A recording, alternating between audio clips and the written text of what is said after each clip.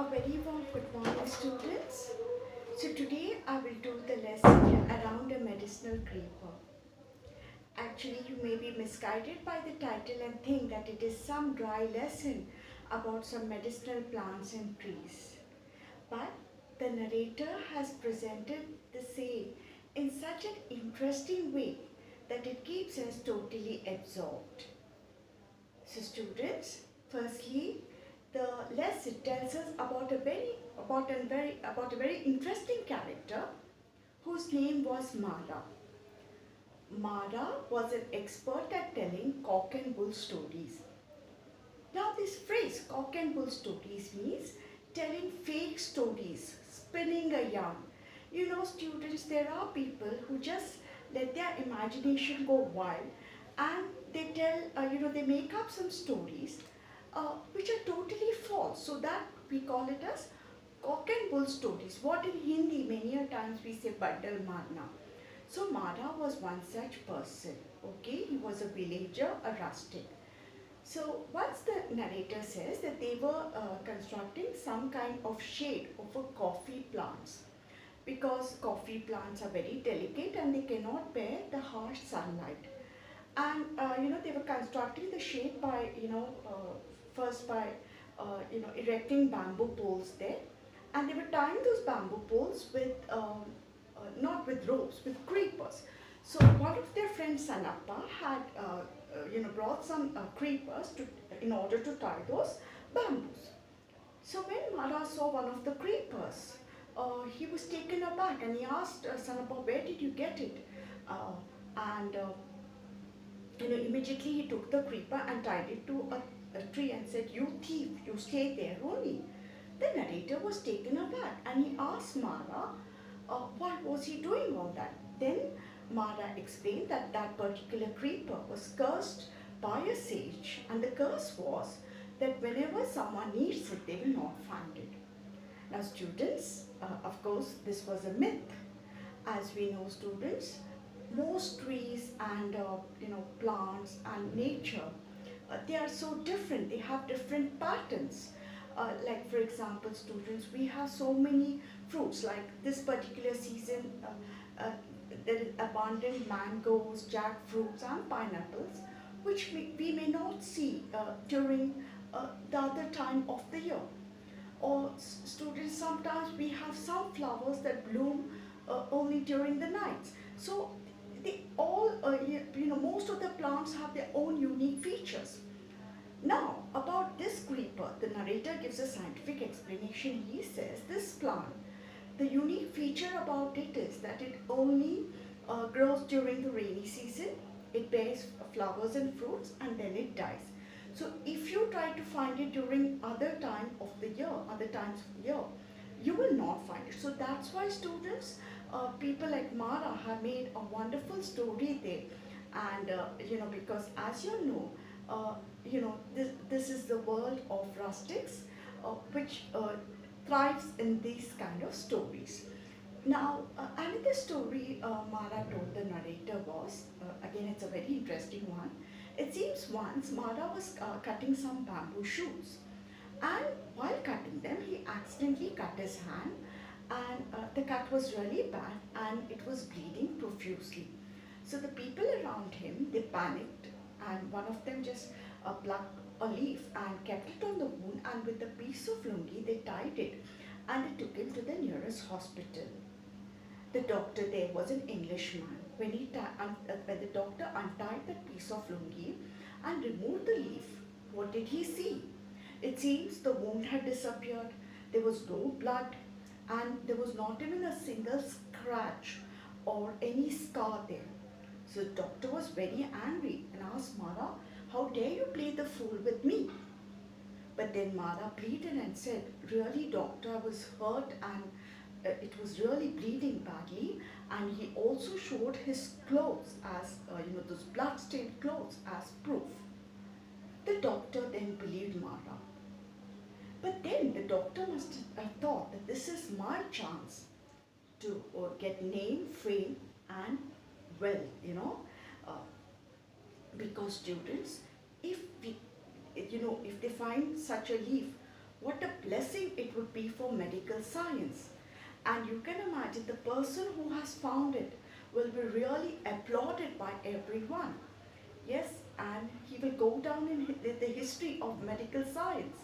So that's why, students, that English doctor told Mara, okay, I will give you my entire estate. You show me that plant from which you pluck this particular leaf. Then Mara and the doctor, they went to that place where they were cutting bamboo shoots. Mara said he searched high and low, but he could not find the plant. The doctor was very angry, and he was almost on the point of killing Mara, but then Mara fell at his feet, and he pleaded and he said, I really can't find it. And for you can imagine the doctor must have become so frustrated. He must have all his ambitions must have skyrocketed, and because they could not find the plant which Mara claimed can cure a wound without leaving a scar behind in such a in no time. All those high dreams must have come down with a thud. So this is the story Mara told. Then, students, Mara did not have teeth on the right side of his mouth. Now that is nothing to be baffled about, because he was an old man, and with age many times people lose their teeth. But Mara being Mara, he cannot tell things in a simple, straightforward, conventional way. He has to tell some bombastic cock and bull story. So again, he told this story. He said once they had laid some trap, rabbit trap, and somewhere during the night. So next morning, Mara woke up early, and he thought maybe if some passerby can steal the rabbits which is caught in the trap, so it's better I go there early. So Mara went to that place. Of course, there was no rabbit there, it seems, in the trap. So Mara decided to brush his teeth, and he just plucked one of the sticks, the twigs of one of the trees there, and he started brushing his teeth. He felt some kind of a weird, sour taste in his mouth. So he decided to throw the twig and gargle his mouth and take another one. So Mara says that when he gargled his mouth and when he spat the water out, all the teeth on the right side of his mouth, because the stick had touched those teeth, they all came tumbling out. Now again, you can imagine, students, if really there is one such plant whose twigs can uproot teeth, uproot the teeth so easily, what a blessing it will be for dentists, because the amount of effort they have to put into uproot a decayed tooth, and the patient also have to undergo so much agony when the tooth is being pulled out. But again, students, Mara being Mara, he told those stories, and his attitude was he never made an effort to convince people or argue with them or debate. His attitude was simple. This is the story. If you want, you believe. Otherwise, fine. And if someone challenged him, like when the narrator asked him, okay, show me that plant, then Mara's attitude was always, you go and find it. Why should I? This was how he usually spoke. And once, students, the narrator asked him, okay, Mara, do you know of some plant that can restore youth? Now, this is the time, students. Now, again, Mara came with one of his cock and bull stories, and the most bizarre one, we can say. Because, students, he said that once he and his friend, it seems, they had gone hunting, and they hunted a barking deer. And after that, they cut the deer and they divided the meat between them, and Mara wrapped his share of meat in some leaf, and he took it home and gave it to his wife. His wife, she had kept the water to boil, and she had got all the spices ready. So when she unwrapped that leaf to remove the meat, it seems instead of the deer, she found a buck. Buck means the young one of a deer, and the buck leaped out and ran away, it seems. And this woman also, she was so scared. Maybe she thought that it is some kind of black magic or evil eye or some spirit there. So it seems out of fear, she threw the leaf into the fire. Now you can see, students, Mara is so smart, because Naturally, when he tells the story, immediately the listener's reaction will be, okay, show me that leaf then. If that leaf has so much power and potency, you show it to me. So Mara wanted to play it safe. So he had a perfect alibi. He said his wife did not preserve the leaf. Out of fear, she threw that leaf into the fire. So this was another one of his stories. So, after telling us all this, the narrator tells us his own experience. He says, yes, I believe, yes, it is true that Mara told cock and bull stories. Mara made mountain out of a molehill, but there is a small grain of truth in what Mara is saying. That means, students, the narrator tells us that around us these trees and plants that are there, they have many medicinal properties.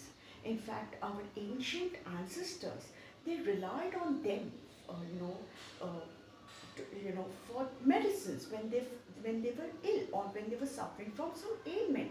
Those days there were no pharma companies or no surgeries and operations were performed. So if at all, they, as we know, they lived in very close coordination with nature, and they depended on nature for most of their needs. I would say virtually for all their needs, and even for their medical needs, they depended on nature. That means many of these trees and plants have some properties which we are not acquainted with. Okay, and the narrator tells us his own experience. It seems someone had told him about a leaf that can harden milk. And when the narrator actually tried it, that means he mixed the leaf with the milk in a mixer, and then he put it in a vessel. The milk had really become hard. That means it had become like the pudding and all, how it hardens. Okay, so you can so it was actually true what was claimed. Then the narrator tells us about his farmhand Krishna, who was suffering from piles. Now, you all know, students, Krishna, we are told, was an extremely poor man. He had a wife and young children. So he was suffering from piles. That means piles means he used to pass blood with stools. Now, many a time students, poor people, you know, uh, whenever they fall ill, they leave it to chance and they just buy time so that, after a while, maybe it will get cured on its own. Something, that kind of belief. But in Krishna's case, students, his problems worsened, okay? And he had difficulty in breathing, and there was a wheezing sound. So I felt, then he must have felt the need to actually go to a doctor and get himself checked. So when he went to an allopathic doctor, the doctor said, yes, you're suffering from piles and you have to undergo a surgery. That is the only treatment. Now you can imagine, students, for a poor man like Krishna, surgery means so much expenditure. Okay, moreover, students, he was one of those people who led a hand-to-mouth existence. Hand-to-mouth existence means people, there are people, and there are many such people in India also. The day they find work and they earn some money, they can eat their food. The day they don't earn anything, they have to go hungry to bed. So, someone like Krishna being admitted for days together in the hospital, the amount of inconveniences he would have to face. Then Krishna remembered that, some years ago, a Malayali sadhu had treated him for some boils, okay? That means he had given him some bark of a tree and he had asked him to mix it with a duck's egg and consume it. And Krishna had done that, and after that, it seems the boils had disappeared, and he did not get boils again. So Krishna again went to that sadhu. But the sadhu was unwell. So the sadhu told him, okay, he described a plant to him and he says, you get me the root of this particular plant, okay? The narrator also accompanied Krishna out of curiosity. So both of them went to the nearby forest and they found that particular plant which the Malayali sadhu had described, and they dug out its root, which was tuberous, like shaped like a tube. And the narrator, out of curiosity, just pinched it, like plucked a small piece of the root and put it in his mouth. He says it had a very bitter taste. Anyway, Krishna took it to the Malayali sadhu, and after that, the Malayali sadhu told him, to have it with milk. And within 5 days, students, we are told, Krishna was completely cured of piles. So you can imagine, students, what a blessing that medicine was for Krishna. Yes, otherwise, God knows how much trouble the poor man would have to bear in order to get himself cured. So the story doesn't end there, students. Now, as I told you, the narrator had accompanied Krishna and he had put a small piece of that root in his mouth. And the narrator says that there was some swelling near his heel, and it was also painful. So he would walk with a limp. But after the day he consumed that, it seems that swelling disappeared and also the pain vanished.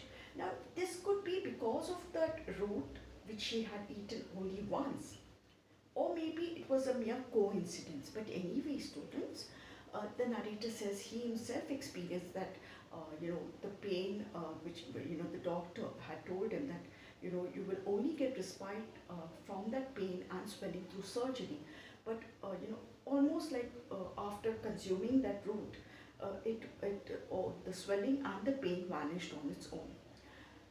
Now, after telling us all this, the narrator tells us that means, the plants and trees around us, as he's trying to tell us, have many medicinal properties. But students, you know, when when you're administering some medicine to someone, you have to do it with conviction, because any medicine has to have some body of research behind it in order to understand how it works and how it cures the person. But in case of these trees and plants, nobody is coming forward or nobody is willing to conduct that research. The narrator had suggested to some of his doctor friends to pursue some research in that direction, but they just dismissed and said that you're talking rubbish. Okay.